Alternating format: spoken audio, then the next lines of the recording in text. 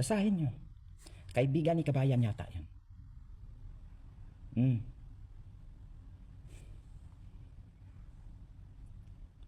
Flex pa more. May kulang-kulang kayo sa utak. Flex pa more. Oh, sabi ko na, binaliktad ang issue.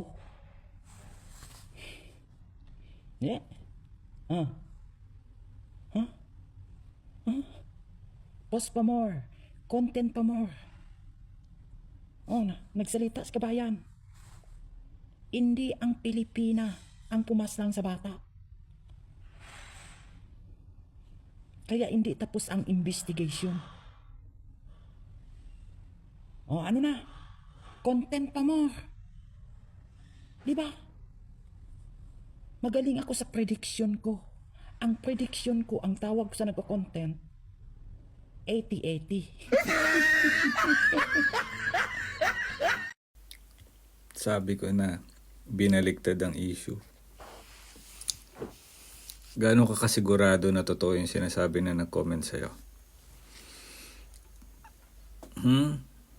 Gaano kayo kasigurado na totoo yung mga kino-comment nila sa inyo? May patunay kayo?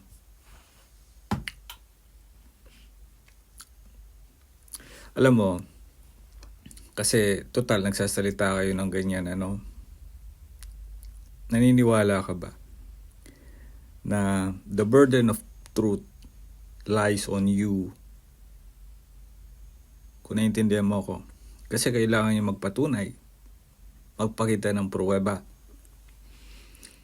Hindi kayo pwede magsalita ng ganyan-ganyan lang. Ngayon, natatakot yung kaibigan mo. Yung kaibigan mo ba yung nag-comment sa'yo na baka madamay siya? Ngayon, sumagsaw siya doon, bakit hindi siya magpa-interview sa Polo? Sa embassy, total, alam pala niya eh.